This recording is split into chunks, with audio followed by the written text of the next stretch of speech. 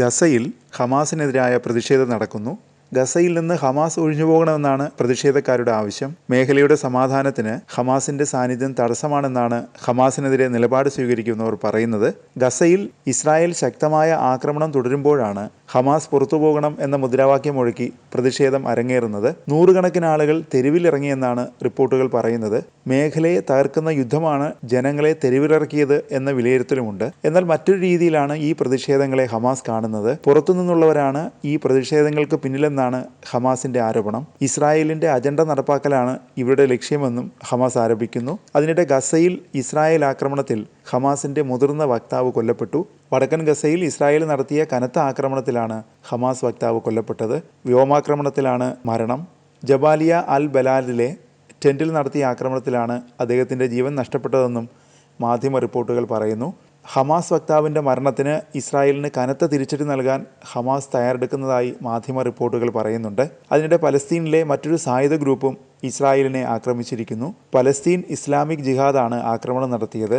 ഇസ്രായേലിലേക്ക് റോക്കറ്റ് ആക്രമണം നടത്തിയതായി ഹമാസിനെ പിന്തുണയ്ക്കുന്ന പലസ്തീൻ ഇസ്ലാമിക് ജിഹാദ് അവകാശപ്പെട്ടു. ബീർഷബായ്ക്ക് സമീപമുള്ള ഇസ്രായേൽ സേനയുടെ ഹാറ്റ്സെരൂം എയർബേസ് ആക്രമിച്ചതായി PIJ അവകാശപ്പെട്ടു. വ്യോമ പ്രതിരോധ സംവിധാനങ്ങൾ റോക്കറ്റിനെ ഇന്റർസെപ്റ്റ് ചെയ്തതായി ഇസ്രായേൽ സേന അറിയിച്ചു.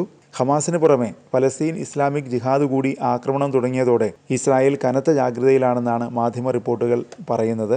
എന്നാൽ ആക്രമണം സൂചിപ്പിക്കുന്ന സൈറനുകൾ ഇസ്രായേലിൽ മുഴങ്ങിയില്ല എന്നാണ് റിപ്പോർട്ടുകൾ പറയുന്നത്. എന്നാൽ ബാർഷബ മേഖലയിൽ സ്ഫോടനം നടന്നതായി റിപ്പോർട്ടുകളുണ്ട്. പലസ്തീൻ ഇസ്ലാമിക് ജിഹാദ് തൊടുത്തുവിട്ട റോക്കറ്റ് ഇസ്രായേൽ ഇന്റർസെപ്റ്റ് ചെയ്തതാവാം എന്നാണ് സൂചന. വടക്കൻ ഗസ മുനമ്പിൽ നിന്ന് ദീർഘദൂര റോക്കറ്റ് തൊടുത്തുവിട്ടതായി നേരത്തെ ഇസ്രായേൽ ഡിഫൻസ് ഫോഴ്സ് സ്ഥിരീകരിച്ചിരുന്നു. ഗസയിൽ നിന്നെത്തിയ റോക്കറ്റിനെ ലക്ഷ്യമിട്ട് ഇന്റർസെപ്റ്റർ റോക്കറ്റ് തൊടുത്തതായും ഇസ്രായേൽ സേന അവകാശപ്പെട്ടു. ഉന്നത ഹമാസ് വക്താവിനെ കൊലപ്പെടുത്തിയതിന് പിന്നാലെയാണ് ആക്രമണവുമായി പലസ്തീൻ ഇസ്ലാമിക് ജിഹാദ് എത്തിയത്.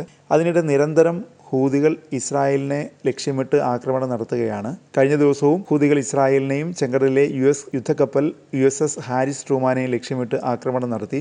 ഇസ്രായേലിലെ സൈനിക കേന്ദ്രങ്ങൾ ലക്ഷ്യമിട്ട് ആക്രമണം നടത്തിയെന്നാണ് ഹൂതികൾ അവകാശപ്പെടുന്നത്. ടെലവീവിലെ IDF കേന്ദ്രത്തിൽ ഡ്രോൺ ആക്രമണം നടത്തിയെന്നാണ് ഹൂതികൾ പറയുന്നത്. ആക്രമണം വിജയകരമായിരുന്നുവെന്നും ഹൂതികൾ അവകാശപ്പെടുന്നു. പലസ്തീനികളുടെ നിലനിൽപ്പിനുള്ള പോരാട്ടത്തിന് പിന്തുണ പ്രഖ്യാപിച്ച് ഇസ്രായേലിനും അമേരിക്കയ്ക്കുമെതിരെയുള്ള ആക്രമണം കടുപ്പിക്കുമെന്നും ഹൂതികൾ വ്യക്തമാക്കി.